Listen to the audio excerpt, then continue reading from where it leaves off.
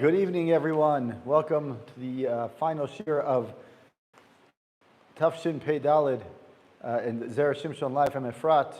Bezrat Hashem, this Torah we continue to daven for the safe return of all our chayalim and the safe return of all the hostages.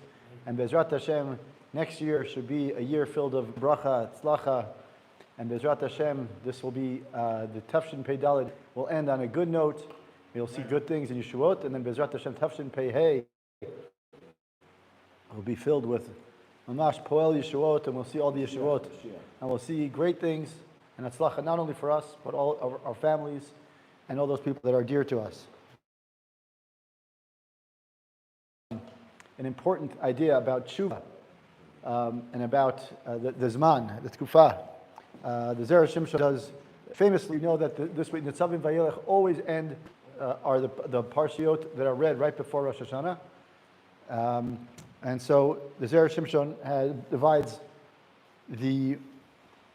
his Divrei Torah into two pieces. One piece, Nitzavim, is mostly around the Parsha itself, and he brings in Tshuva, some of the things of Tshuva, and then Vayelech, a lot of it is around Rosh Hashanah.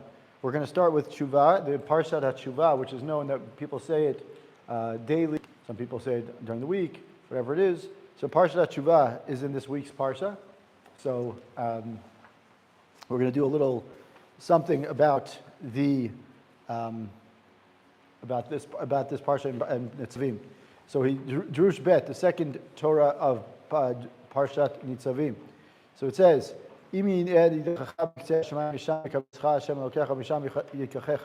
it's in Dvarim, Perek Lamed, Pasuk Daled. And these psukim are you talking about the end of the time, the Yemot Mashiach, that we all daven for all the time. And we have to understand, the Zera Shimshon is going to talk to us about not only about tshuva, but what it means to becoming, where we have to, what kind of tshuva, and where is that from. The Pasuk reads directly, if you read it in English, if you decide, if you're rejected, if you're rejected wherever you are, Hashem will pick you up and take you. Right? Hashem will bring you, bring you together. So immediately the Zera Shimshon asks, exiled, right? He says, his art scroll says rejected. I'm not a big fan of that word because it doesn't necessarily the word correctly. Means if you are someplace, out in the middle of nowhere. I thought it was talking about somebody that was fixed. No, you're right. No, so Misham Kavitzcha means Hashem. Right. If Hashem is going to pick you up, Hashem is going to pick you up from everywhere around the world, from the four corners of the earth. And he says the first question he asks is like this: when we read the pasuk, it says, so the pasuk reads Misham. He says, we have to understand shetevat Misham yutaret. There's an extra word Misham. Shadai hayalu lomar im yadachacha miktzeh hashamayim yikabetzcha Hashem lokecha. We could have said the pasuk without the extra word Misham, and it would have still been the same meaning. V'od ma'u kefel Misham mikachecha. And if we read the pasuk carefully, it says im yadachacha miktzeh hashamayim Misham yikabetzcha Hashem lokecha, and the rest of the pasuk reads Misham mikachecha. We don't need the extra words Misham mikachecha. So far he has two questions. One question is, why does it say the extra word Misham? Because we didn't need to, the pasuk doesn't need it in order for it to be understood. And also, once we say Misham mikabetzcha, we don't need to say Misham mikachecha. We'll take it from there. Isn't that very similar? In other words, it's repetitive. So, in order to understand in order to introduce his question, he asks, the Zera Shimshon brings two proofs from Gemara. And the first part, interestingly enough, is going to talk about the idea of why do we repeat things, or in general, why there are two mentions of two things in the Torah in general. So he says, he brings the first Gemara he brings is in Megillah, Daf Tet Zayin 16, Daf Zayin Amud Aleph. It says, the Amrina v'Perek Kama de Megillah. The Gemara says in the first parak of Megillah, Ki nafol tipol lefanav. Haman mentions that when we're talking about it, it says Shtei nefilot Elul lama. Why does the pasuk in Esther say two kinds of falling, nafol tipol, right? We don't need both. Darash Rabbi Yehuda ben Eli. Rabbi Yehuda ben Eli says, Milamed Shamrulo, that teaches us that that Haman's advisors said to him, Uma zo meshulala afar umeshulala kochavim. It says that this nation, meaning Am Yisrael, is compared to both the dust of the earth and also compared to the stars, right? That's actually based on Psukim in Bereshit. And he says, Keshem shem yordim im adafar, just like when they fall, when Bnei Israel fall, lo aleinu, God forbid, when Bnei Israel fall down and they're at their lowest level, they fall all the way down to the earth, down to the dust. Ukshem olim larakia. And when they rise up to the sky. Right? In other words, although the Jewish people fall, and they do fall to lower levels, once they begin to rise, that's it. It's like a skyrocket. They go. There's two kinds of falling. One fall is the idea that they will fall. If they fall, they'll fall down really low. And when tipol means that if once they do fall, once they are on the rise up, they will come up. So he says. Then he continues with the second Gemara in order to prove his point about our psukim in our Parashah. And he says, when it says in Amos, it says, a similar idea about the idea that the downfall of Bnei Israel is, it also implies potentially that after that the downfall of Bnei Israel is chas v'chalila permanent. It says,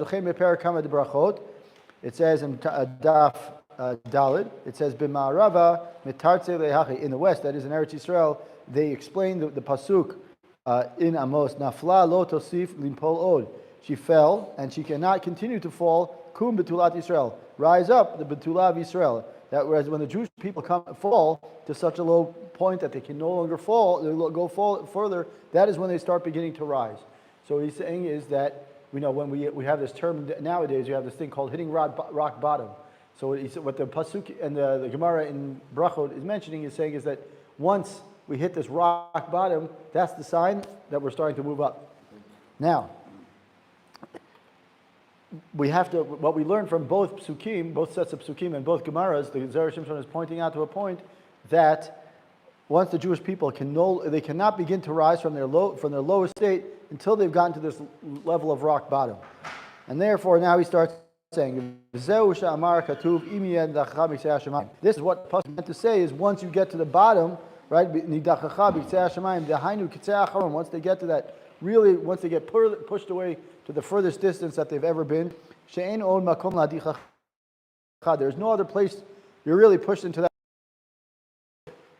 Go down any further. Shekvar yarada adafar.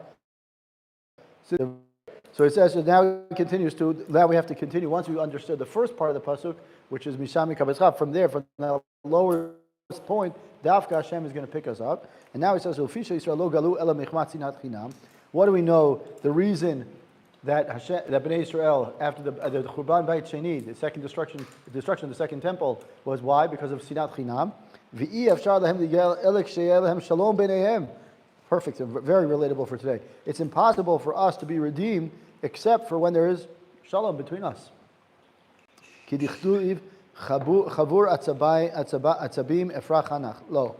says, the Midrash in Bamidbar says that Ephraim is a group of Avdei Avodah Zarah. Let him be.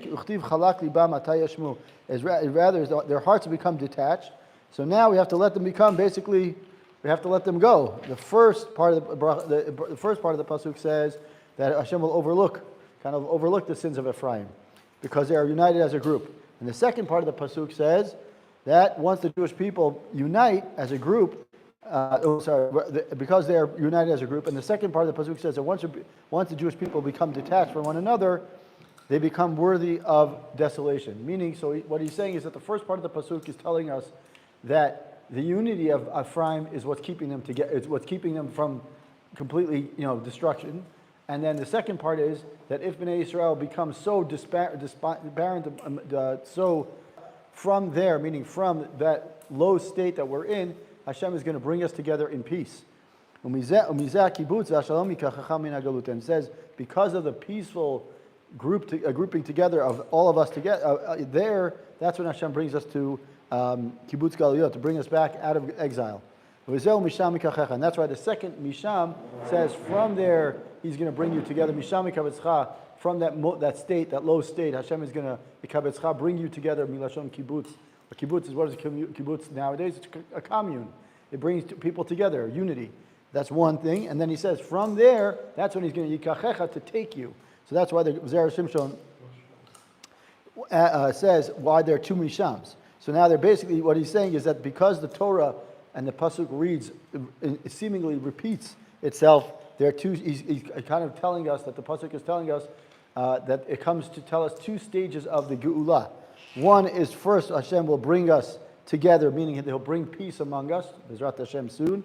And then once we do that, when we're one group, we're Ish Echad B'Lev Echad, like we were in Har Sinai, then Hashem will take us and bring us back to the geula. Where do you see this? This is in. If you're right. Saying that clearly? Yeah, right here. It's right here. Misham mikabetzcha. What does Misham mean?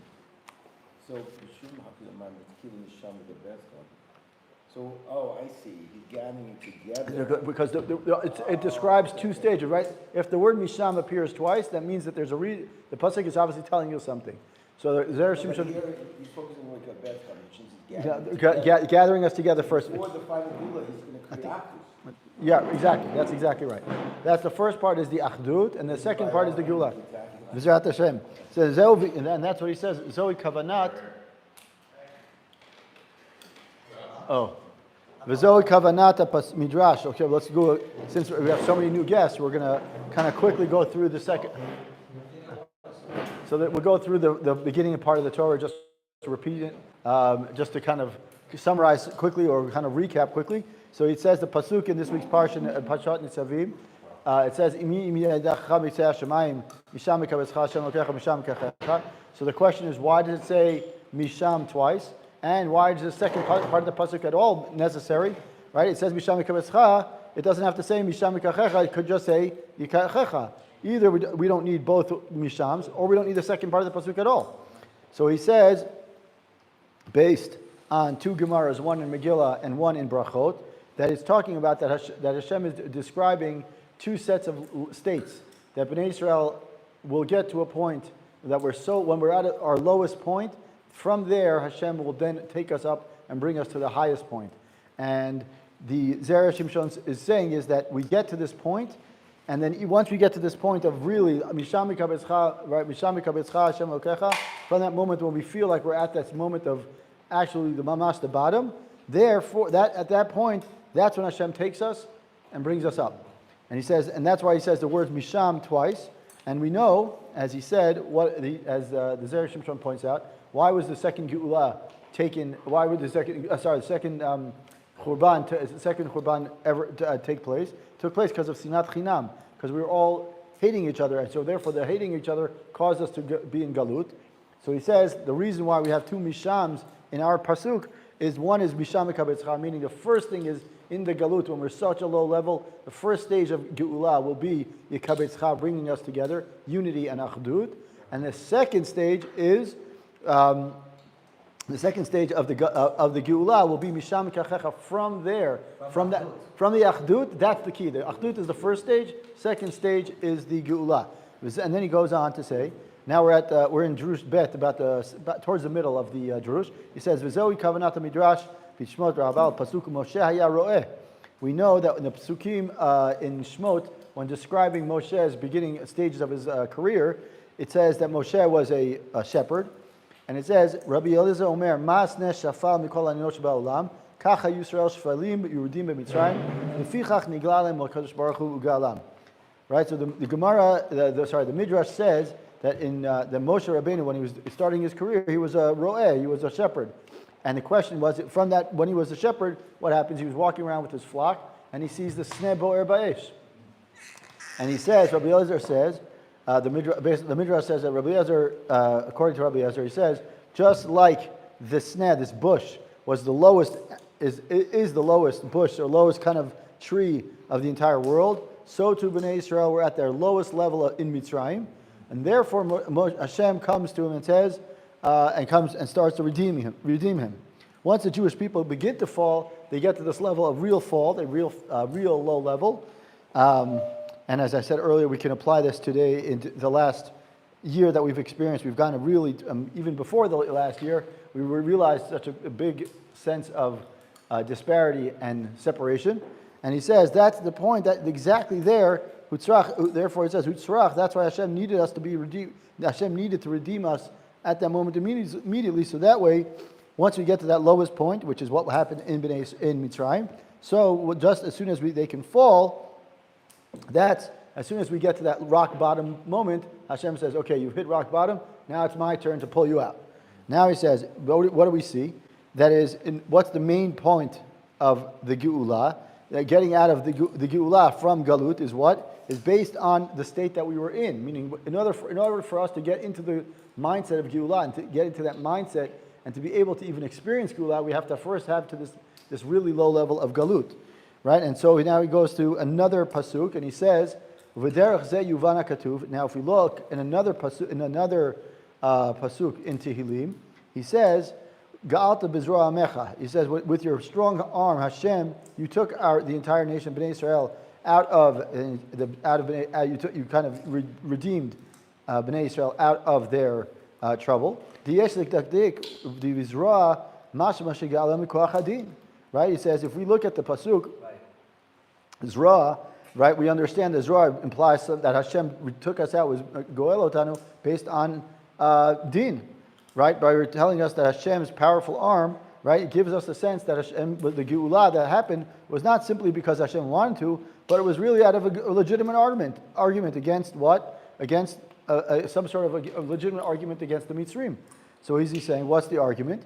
And he's saying is, and what does that connection have to do with the end of the pasuk, which is Yaakov Yosef Selah? Lami Iskir Yosef, Valo Hu Bichlal Bnei Yaakov. Why do we have to mention Yaakov and Yosef? Right? If we know Yosef, if we mention Yaakov, Yosef's there. We know that all the sons there too. Right? So he's saying is that the question is similar idea. His idea, which he's going to develop in a second, is the same. The concept is, what are we doing? Why is one part of the pasuk mentioning this idea of Geula, and then this other part of the pasuk is mentioning Bnei Yaakov and Yosef? It seems like the two parts are not connected. Yes. In Shir Shel Yom of Vayelech Chamishi. Yeah. Edud Yosef. That's the Chamishi. Chamishi, and it's also got to do with Set Meisei Mitzrayim. Right. The Geula is also connected to that. Correct. Very interesting. So he says like this. Now he's going to bring a little bit of Kabbalah. And I don't understand all the Kabbalah things, but I'm going to read it, and hopefully the concept is there, even though I may not be I'm not necessarily I'm not necessarily right. I'm not necessarily a Kabbalist. It's not Kabbalah. Right? No, you'll see. But he's. I know. But right. But Katua Mikubalim, but the sources that he brings are not necessarily there. But he's quoting Mikubalim. So Bezrat Hashem, I want to say at least the idea he's quoting the Zohar. So anyways, he says, Shekatvu Yesh Lomar. What we have to understand is based. What is it based on? Katvu Mikubalim. The Zohar mentions Sheilulei Sheshaltu Hashvatim Al Yosef Kodim Sheyar the Mitzrayim. Had the Bnei Yaakov, except for Yosef, taken kind of ownership, had they not gained some sort of kind of, the archwell says, he says shaltu, so some sort of, right. Dominance. Yeah, that's what he translated dominance. I think it's a little too strong of a word, but either way, let's say Bnei Yosef had not taken, what he's saying is, had they not, they needed to take, more correctly, they needed to take control of Yosef before, right? Before he went down to Mitzrayim, right? In other words, taking him captive, right? Right? The Jewish people would have been trapped there forever, meaning that had the Jewish people really been under the way it was meant to be, was that they were going to be slaves, right? But in order for that slavery to really be, kind of quickly, if you will, is what had to happen first. Bnei Yaakov had to kidnap Yosef. Yosef had to go down, set the stage for Bnei Israel, the rest of Bnei Israel to come down. אבל על ידי ששלטו השבטים ביוסף תחילה, ואחר כך מלך למצרים, נמצא שהמצרים היו עבדים לכל ישראל. He said, how does this work? He says that even though, it says, however, since the Shvatim they ruled over Yosef beforehand, and therefore Yosef became the ruler of Mitzrayim, what happens? That the Egyptians were in some way slaves to the entire Jewish people. Now, what does he mean to say that? He means to say that the Jewish people were indeed, obviously, slaves to Mitzrayim, on a physical sense, as Mitzrayim, what happened? What happened before Bnei Israel came down? The Egyptians, what did they do? They sold themselves to Yosef. You remember that story? That's a little piece that a lot of people forget. Because there was the famine. The famine, right. Right, they had to sell the land, and they started selling things about themselves, right? So he says, so what happens? Not only to become, they had to become, so were themselves servants to Yosef, and therefore they did not become entirely submerged in the impurities of Egypt. So what is he saying here? So he says, right, exactly. So he's saying is that since the Mitzrayim were under the rule of Yosef, and Yosef himself was under the rule of Shivtei Yaakov, meaning the Shvatim, what happens is it comes out that the Mitzrayim were in fact governed by the Jewish people, right? So now he says, Asara Ma'amarot is a fascinating sefer written in the late 1500s, and he says, Mamar im kol chai chelek aleph siman chet. And what does he say? V'zeu shamar katuv ga'alta bizra. He says, Dahainu b'choach hadin shema shekana eved kana rabo. And he says that based on the idea that the law is that what a slave acquires becomes a possession of the master, meaning we know that exactly. And what happens? What we learn as Zeu haya mishum b'nei Yaakov Yosef. Right. So he says that because the sons of Yaakov and Yosef, klomar b'shvil hisina shayta b'neihem, the hatred that occurred between Yosef and his brothers, mitoch kach mecharu le'eved, and therefore they sold him as a slave. And since they, which alludes to the fact, right, and since Hashem, since the pasuk mentions Hashem's powerful Zroa Mecha, right? So he says to the fact that the law made the redemption possible, meaning that the law that made the Geulah possible was due to the fact that there was hatred between the sons Yaakov, the rest of the Shvatim, and Yosef. It's a problem. Why is there a problem? Because Yosef only acquired them on behalf of Pharaoh, not from himself. What do you mean? They weren't his slaves. It was So one of the pshat I saw once, based on the Chazal, is that because Yosef was mefanes everyone in Mitzrayim, right. They came there for Parashah, they came there for food and during the famine. So when mefanes everyone, he became like the owner of right. That's exactly what he's saying. Ana Zara to Yosef, it says in the Gemara. I am the seed of Yosef. How can you say that to protect him from Shmos Sinai? Because every Jewish go traces back. At one point, Yosef was mefanes us all. Right. So he's saying is that basically the whole idea. No, your question is why does Yosef didn't take the brothers in as slaves for himself? He took them from Mitzrayim. Not the brothers. Everybody who sold himself to him. To Yosef. Slaves. Yeah. The Mitzrayim were not selling directly to him. He was the shliach of Pharaoh. Correct. But in some way, Yosef was the one who made the transaction. He's the one who came up with the idea. So the responsibility, at least the way I understand it, is the responsibility comes back to Yosef. So now he asks the whole question about the whole idea of why Yosef had to be ruling over, why the Shvatim had to rule over Yosef at all. Why does this all have to happen at all? Right? And why do you have to go down to be an Eved at all? Let's say he would go there on his own. Blishem Eved. Let's say he would go there without being a slave, but being sold through the Ishmaelim and whatever. Right? He would have been a ruler over Mitzrayim anyways. He still would have been a right. And therefore, what would have happened? The situation would have happened pretty much the same way, even if he was not a slave beforehand. Right? Since the whole idea was that the Mitzrayim would become Yosef's quote unquote slaves, before they could make Bnei Israel slaves of their own, of the Mitzrayim, he could have done it. It would have been sufficient, right? If he would have somehow become a ruler over Egypt. Why did the Shvatim have to sell him why did they have to take ownership of him first? So he says, that is, that if so, all the sons of Yaakov would have been what? Kfufim to Yosef. And then he alone would have the legal claim to say what? That he has to bring them out of he has to bring them out of Mitzrayim. לכן מתחילה שלטו אחיו עליו, ואחר כך שלטו על מצרים, ובזה בני יעקב ויוסף סלע. So what is he saying here?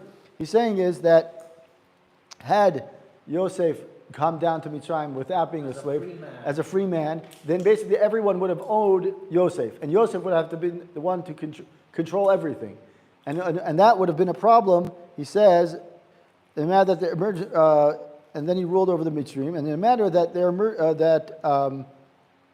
so he wanted to create this. What is he trying to say? And this kind of brings us back to the beginning part. How does this connect to the beginning part of this drush?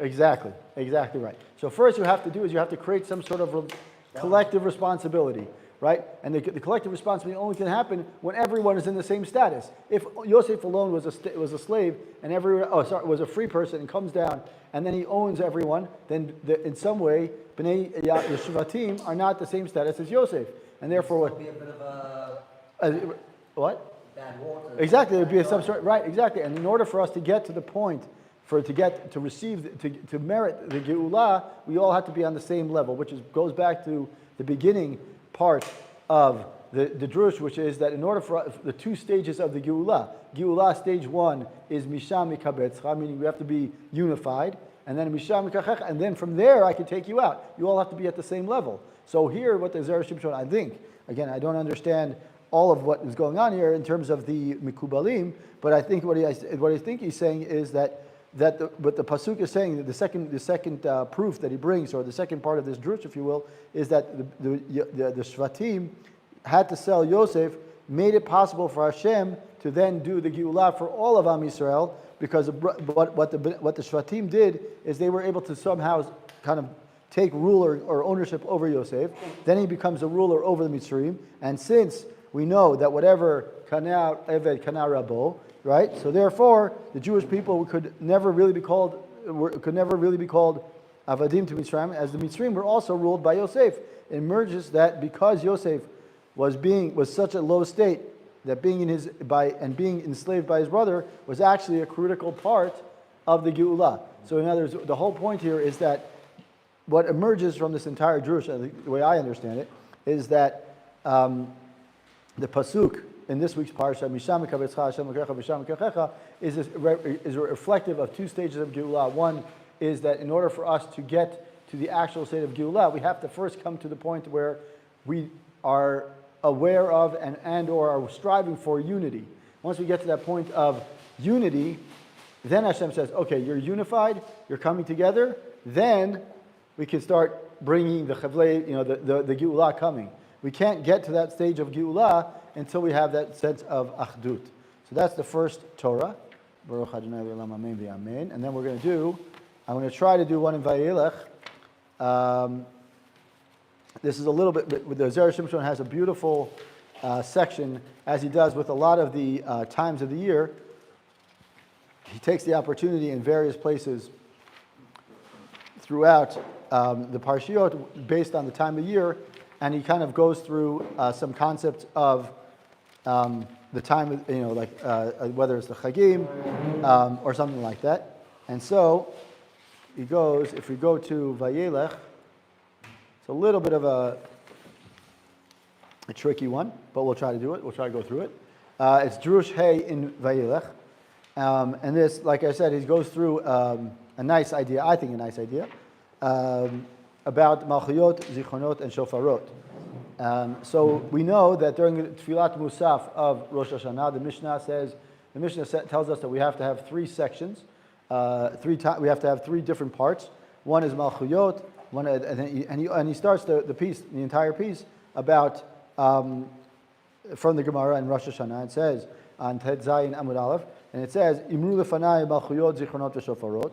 Hashem tells us that we should do is what we should say on Rosh Hashanah, psukim of Malchuyot, Zichronot, and Shofarot. Malchuyot kidei shetamlichunu alechem, Zichronot kidei sheyaleh zichronotchem lefanai letovah, uvameh b'shofar. So the Gemara there mentions all three sections that we know of, Malchuyot, so that we come and accept Hashem as King. Then he says Zichronot, why? So that we could, so that your remembrance should be risen, kind of be aware to me favorably. And how do we do that? With the shofar. right? So we see that the shofar, and then therefore we have psukim from malchuyot, psukim from zichronot, and psukim from shofarot. That's the Gemara as a whole. Now we say it's like this, and then what we know that not what we know. The Zera Shimshon understands these psukim or these sections of the Musaf Tefillah to kind of express a different levels of tshuva that we are supposed to have on Rosh Hashanah. And he asks a few good questions. So he says, the first thing is, he says, when we talk about the psukim of Malchuyot, דהיינו שאנו מקבלים אותו למלך עלינו, הרי הכל בכלל הוא, בכלל, right? שהרי אף לעתיד לבוא, הכתוב כולל הכל בזה, right? כי דכתיב היה שם למלך על כל הארץ בהם הוא השם אחד ושמו אחד. Right? So he says, what are the psukim of Malchuyot? It's to accept Hashem as king. Once we've accepted Hashem as king, it's the most general and broadest kind of acceptance, right? So what does that mean? Once we're kind of accepting that, what does he say? Uma lanu losif olu zichronot ulitpalel sheyale zichrono lifanenu l'tova. Pshita sheyale kivan shekablunu lemelech aleinu. Once we've accepted Hashem as king, there's nothing else to do. We could sin once again, and then we'd have to have that memory. Right, so that's what he's going to get to that point. Very good. He's going to get to that point. What he's saying is, from his question starts with, I don't understand, and he's a good question. That's something that I never thought about. If you think about it, Malchuyot is, I accept you as king. Once I've accepted you as king, all the other stuff, remember me, I don't need you to remember me. I've accepted you as king. So whatever I said before is irrelevant already. Or whatever I say after that is irrelevant. You're my king. Right? Zichronot is to remember me, and shofarot is meant to accept. I mean, he's saying it's like this lowest level. If we're going to say, if we're really trying to accept Hashem as king, he's saying is the order should be reversed. Because Malchuyot is the broadest one, the biggest one. We don't start with the big and work down. You want to work down, work up, go up. That's what he's asking. So he says, we should be really starting with what? If we're going to say, what he's saying is two questions really, similar but it's slightly different. One question is, once we say Malchuyot, we don't have to say anything else. Because Malchuyot is the biggest and broadest, and it's the one that says, we accept you as king. So after that, there's no reason for anything else. I don't need you to remember me, and I certainly don't need to say blow a shofar. And then he says, like I said,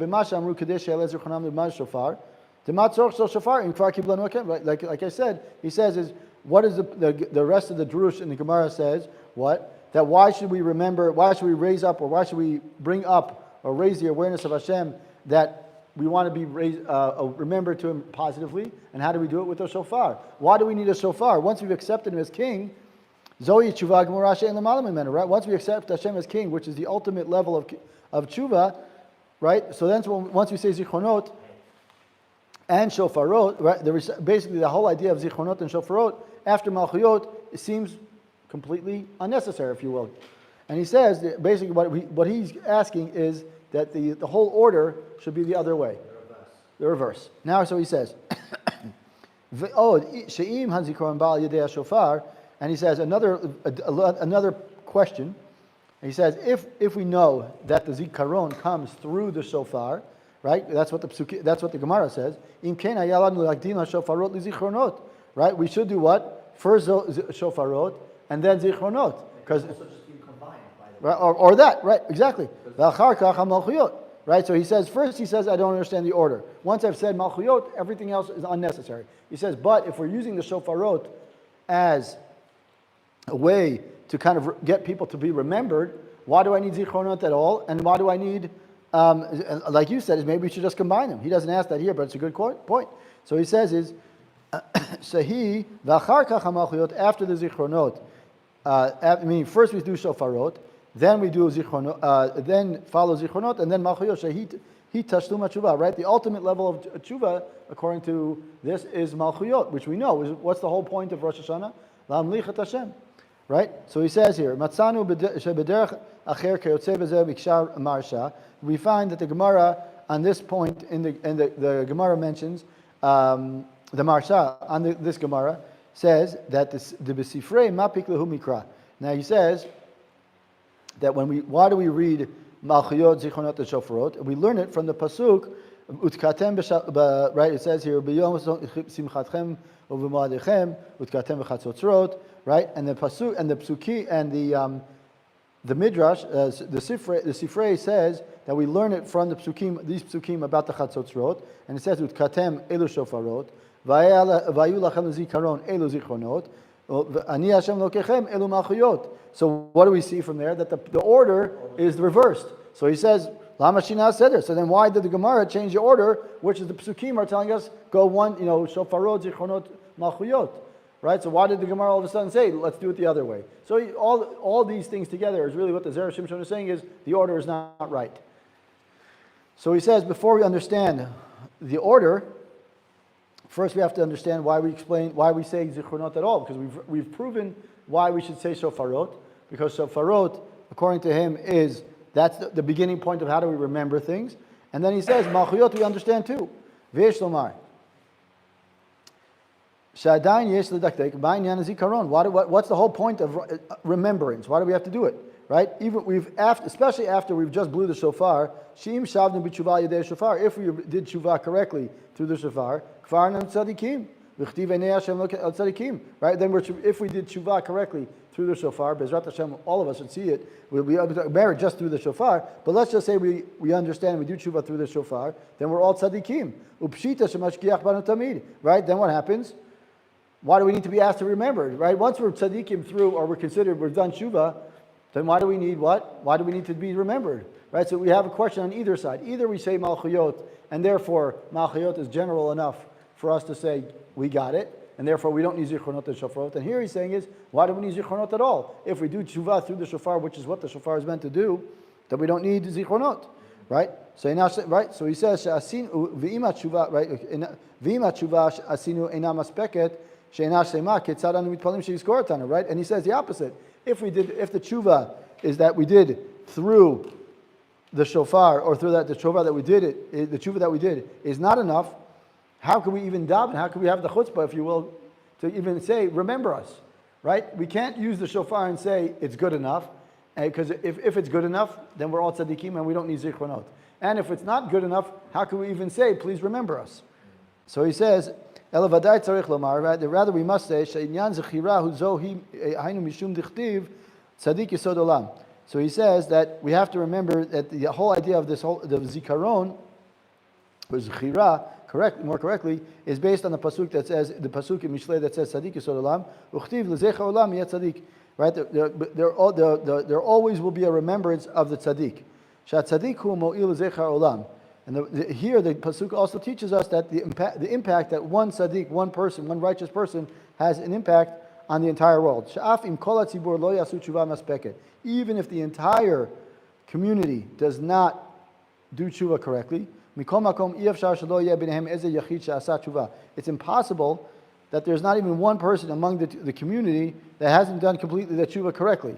And therefore we say zichronot as a tefillah to say, Yeh Kadosh Baruch Hu zocher l'tova et kol hatzibur, right? We should be bizchuto tzaddik that's in our community.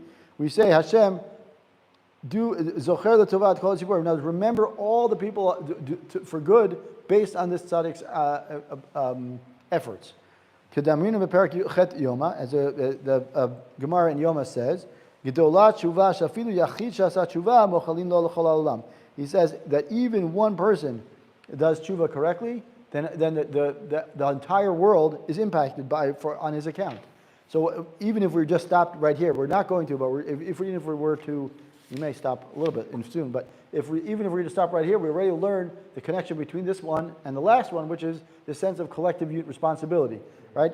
And now that I think about it, there's several other times throughout the Zera Shimshon's Divrei Torah that he mentions this idea of collective responsibility. But the point is that in the previous one we said that in order for us to get to the Geulah, we actually have to have collective responsibility and be together. And here he's saying is that we are responsible for each other, and therefore even if we didn't all do tshuva correctly, we kind of jump on the coattails, if you will. We see that the importance of one person doing correct tshuva has an impact for all of us. So we want to ride together with him. Right. So he says, V'im tomar echav shah she'tshuvat ha'yachid to'il l'chol ha'olam. And then maybe we could ask, good question. He says, how is it possible that the tshuva of one person benefits the entire world? Shelo aso tshuva, they didn't do tshuva, so we're going to be able to say this one guy did, so therefore all of us are going to merit. Ve'esh lomar shekvar yadua she'adam mitvadeh ein lomar chatati, rak chatanu. Lashon rabim. Right, exactly, the whole thing, right. Ki chol Yisrael hem guf echad, v'chol echad Yisrael hu ever prati. V'zeu sod ha'arvut shel neshamot. That's what he says here. There's a shared responsibility between the different souls, neshamot that we have.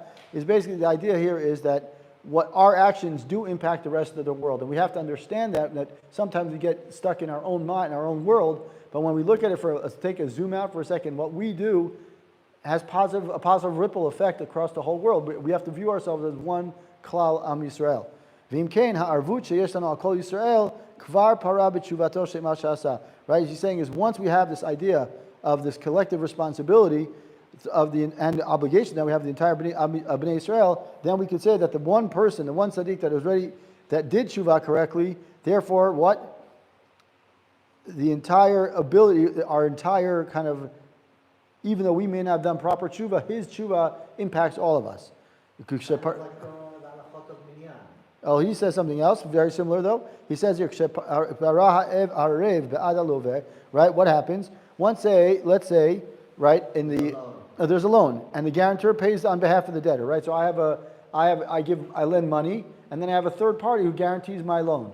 So the guarantor pays the person who I borrowed money from. Niftar chovel shelo imalaveh. What happens is, as soon as I paid the guarantor pays the money, I'm done, right? In other words, what happens here is that the guarantor, in this case, the nimshal, if you will, is the tzaddik, or the one person who did tshuva correctly, is taking responsibility for the sins or the debt for the entire, the loan.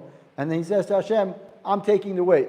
I'm bearing the weight of everyone because at least one of us, right? At least one person. Now, obviously, we don't know who that one person is, but we have to say is that we should view every one of us, we should view ourselves and say, I'm responsible. And if we view ourselves as responsible, then our little bit of tshuva, which he's going to get to a little bit later, he says our little bit of tshuva makes a difference. And that's what he says. And therefore we say, why do we say zichronot? That we should rise before, why do we say that our remembrance or zichronot should come to Hashem favorably?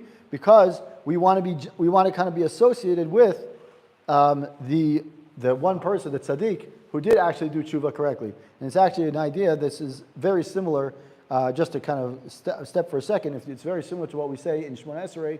We say, V'sim chalkenu imahem, right? We want to be included in those people. Even if we're not married, at least we'll get a little portion, a little piece of it, right? We may not understand it, we may not get to that level of the tzaddikim that are really there, right? Al-chasidim tzaddikim, right? But at least we want to be sim chalkenu imahem. Right, so that may be a little bit of a kavanah when we say v'sim chalkenu imahem. Now he says, why do we say shofarot? We just did zichronot. Now we do shofarot. U'v'tanit perek bet. The second paragraph of Tanit, it says there that on what happens on a fast day when there's no rain. What do? We are responsible. The Gemara says there that we have to say what? Zichronot and shofarot. That's during a fast day in the olden days when they had Tanit. What were we supposed to do? If we got to a point when there was really no rain, then we would say zichronot and shofarot, right? So he says, the Parashah there explains that the whole point of zichronot and shofarot is shabishvil hatzarot mitkayem ba'adam nishkachti mikmet vilev. Because what? A person feels that what happens when a person gets distressed or is in trouble, he feels that, what does he feel? He feels distant from Hashem. He feels far. And he feels that Hashem has kind of been forgotten. Also, similar to next week's Parashah Azinu, when we say, Anochi Aster Astir, right? So he's saying is that Hashem, when we get stressed out, or when we feel like we're in trouble, we feel that Hashem is, distant, right? And then Nishkachti Mikmeti Milev, I'm forgotten like a dead person, God forbid, right? Vagula Shayach Zichronot, and that's why, what do we ask for? When we're in distress, what do we ask for? Geula, we need Hashem, take me out of this distress, right? And therefore, Zechein shofarot, and the same thing the Parashah says that shofarot, shaharei bikra udikatem ketiv chatzotzrot. Right? What happens when we look in the psukim that we just mentioned before about the chatzotzrot? It says that, what? Right, Balotcha says what? That we have to do the chatzotzrot. Why do we have to, right? With chatzotzrot, what do we say? Ketiv chatzotzrot. And it says the word chatzotzrot is written urtzono lomar chitzei tzarot. It's like the arrows of suffering. Shatzarot hemachatzim sheorgim et adam. The tzarot, if we think about it, what do we always look at? We get bogged down, or we get kind of, I don't want to say killed, but we kind of get bogged down or get overwhelmed by the tzarot, right? And what do we want to do? The only thing that we want to do when we're in tzara is to ask Hashem, get me out, right? When we're out of that, that's why when in the Gemara is talking, the Parashah is explaining, the Gemara is saying that when we're in distress, meaning there's no rain, the Gemara is saying is that these zichronot and shofarot are also important during this time to remind us that these two things, these two sections of tefillah are to remind us to get out of the tzarot. So when we're a shofar, and he says, "Shatzarot hem achitzim shorgim et adam," and therefore we should say, when we are experiencing this suffering, like the days of lack of rain, hashofar ba l'matei kadin. The shofar comes to do what? To kind of sweeten the judgment a little bit. And since the shofar comes, since the shofar will bring us to do tshuva, right, at a time of distress, and therefore it's appropriate for us to also say shofarot. So what have we learned so far? So we've learned basically that the Zera Shimshon asked the question as to why the order malchuyot, zichronot, and shofarot. And then we've also learned what the value or what the strength of the unity of Am Yisrael is, that when we have, even if we didn't do tshuva correctly, we still rely on the fact that we want to be connected in some way and do tshuva in some way and be connected to be remembered with the tzaddik who has done tshuva within our community or within Am Yisrael, because we are all related, we're all connected to each other, right? And then he says, why do we say zichronot? We say zichronot, and he also says, why do we say shofarot? We say both of them because zichronot and shofarot are meant to be said during a time of distress. When we're in distress, those two things awaken us to do tshuva. Right. When you're calling for war. Exactly, right. So that's exactly right. That's when we blow the chasarot. When at tzara tzorachem. Good point. That's good, right? Exactly. So now he says, so now what we've come to the point is that the shofar is really, let's call it the lowest level of tshuva. And again, beginning of the, we'll stop in about 5 minutes. Anyway, so he says that the shofar is really ends up being it's the lowest level of tshuva, if you will, because the tshuva it's really like this form of like, I've got nothing else, so I'm just going to blow something, and hopefully we'll get we'll do some sort of tshuva from that. He's going to get to it why in a second. It doesn't really activate unless Right. you do tshuva. What?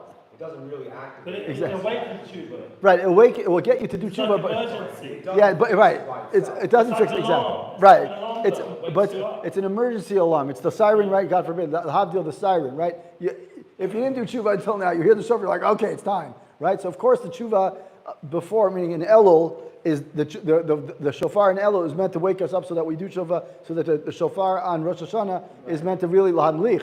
But if we didn't get to lahamlich for some reason, we didn't get to that, so that at least the shofar during Rosh Hashanah gets us to this point of, kind of get us to this level of tshuva. And that's what he says here. He says, Ketiv shuvu anim shovavim, right? When we're uchtiv ki ani anochi baalti bachem. So he says, if you look at the two psukim, these two psukim that are not, one is from Yirmiyahu Perek Gimel, and one is a few psukim in Pasuk Kaf Bet, and a little bit later, a little earlier, Yirmiyahu says, "Anochi ba'alti bachem." I am your master, right? Lo kashya kan me'ahava miyara kan al yidei surim. So he says the Gemara says that there's no question as to what does it mean. One is I'm your like Yeshuva banim, come to me, my son, and one is right. Exactly. By the way, I think this is where they get it from. So it says one way Hashem says to us, "Come back, my son," and like my sons who've gone astray. And one time he says, "Come back, my master, my slaves." So what is it? One or the other? So he says one is like you said, Avinu Malkeinu, right? Avinu, come back we want to come back like your father, or Malkeinu, we're asking like your king, like a slave or like a servant. So he says one is Me'ava. Right, and one is al yidei yisurim. Rashi says me'aval miyar kurim banim shovavim. Rashi says, although it should be obvious, right? It says that if people do tshuva out of love or out of fear, then they're called shovavim. Kan al yidei yisurim. But when we do it through suffering, lo shalosh shavu ad shenit yashuv yisurim kurim avadim ad kad nashod. That's what Rashi says.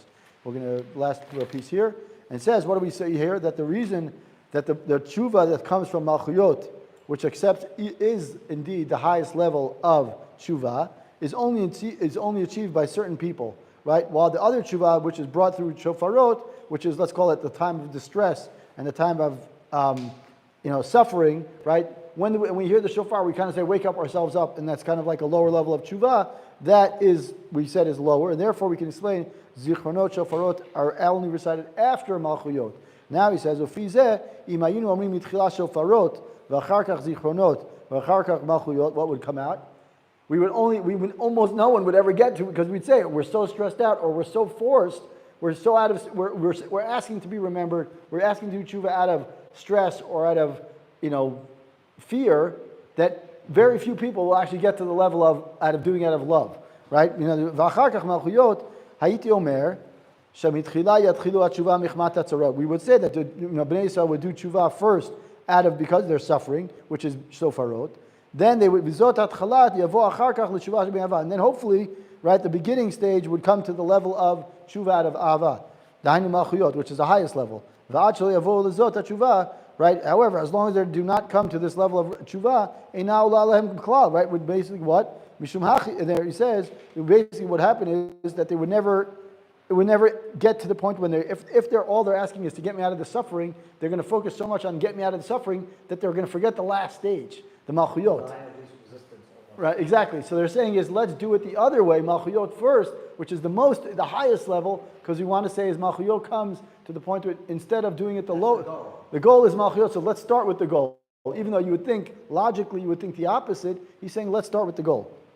He says, right, mishum hachi yidu malchuyot lezichronot l'shofarot. Therefore, to show that to teach us a lesson is that even though to teach us that zichronot, even that through zichronot shofar does not necessarily have to lead to the tshuva that comes about through malchuyot.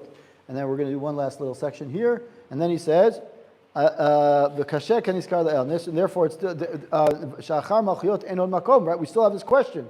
Elavadai tzarich lomar sheikar hatshuva hi shemitchila yashuv el Hashem me'ava lefachot eze yachid u'mikol makom gam hatzibur tzarich sheyitnaku ma'ashem b'ktzat. Dainu afilu shelo tiyeh tshuva shlema. Right, so he says here, emerges that the reason why we do malchuyot first is that at least one person should do tshuva out of ahava. Right, even if one person does tshuva out of ahava, and the rest of the tzibur does one little improvement, even one small thing. And interestingly enough, I'll get to a point which is very interesting afterwards. And he says here, even if they don't do full tshuva, right? That the very least they should at least perform some sort of tshuva, and therefore, right, at least to do tshuva that's out of to ease their suffering, right? That what happens is by saying malchuyot, they still need to say zichronot, and shofarot.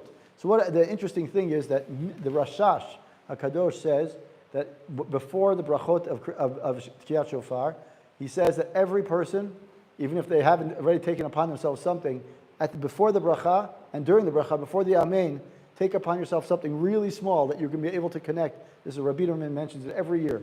He says that during the brachot and before you say amen, you take upon yourself quietly one little thing, really small, that you could do throughout the year. Come to Zera Shimshon. I could tell you for myself that I've taken upon.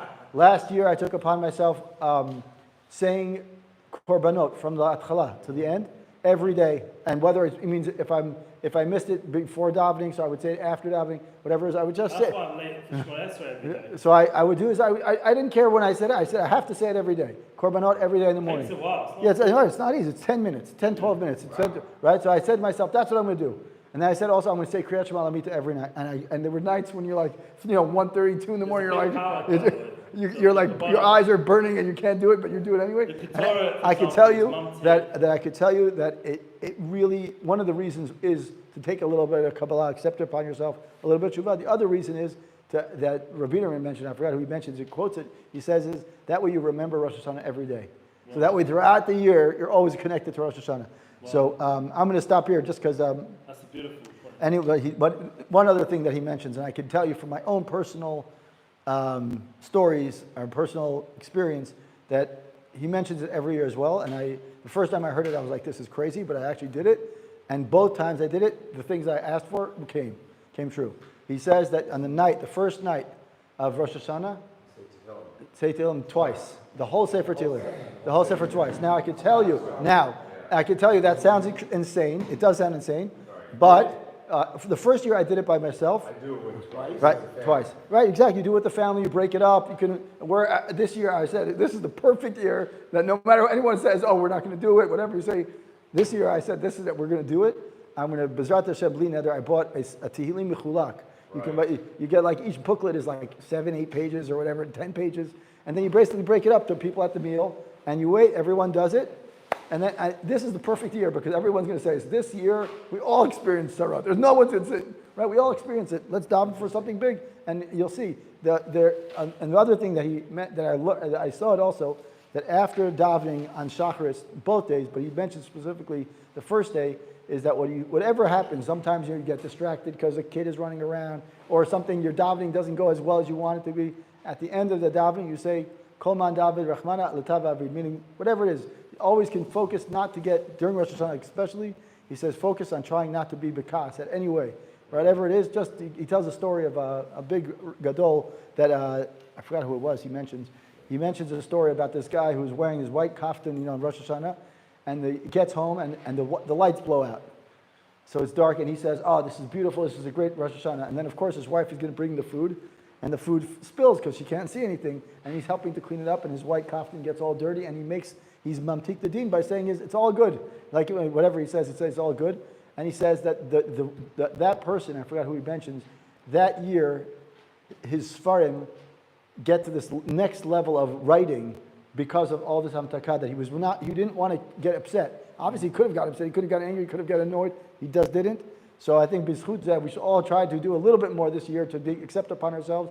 The first year, I say that everything goes after that first. The reason why the Tehillim works so much, again, I don't understand half those things, but a quarter of the things, but the reason why, according to what I learned, is that the deen, the real deen, Hashem is dan the olam in the morning. But at night, that is when the day starts. When does the day start for Jews? At night. So between the night and the morning, there's this time when we're basically standing in front of Hashem and saying, carte blanche. It's like what it's unfiltered. In other words, it's like comparing to Havdil, right? When you go to a Rebbe and you give him the kfittel and you say, here's my kfittel, I want you to read it and tell me what, help me out, right? You have the chance to sit in front of the king for a few hours before he starts judging. So that when you have the opportunity, take it. So there we go. Baruch Adonai Olam, Amen v'Amen. What happened with all the chairs? You don't know. See you, man. ברוך אתה אדוני המלך למחיה והקלה והתונה של הארץ כל מטוב והרחבה אשר עשית ובכל ברכתנו לכל מפריע ושבוע דרכינו אנחנו הולכים לנו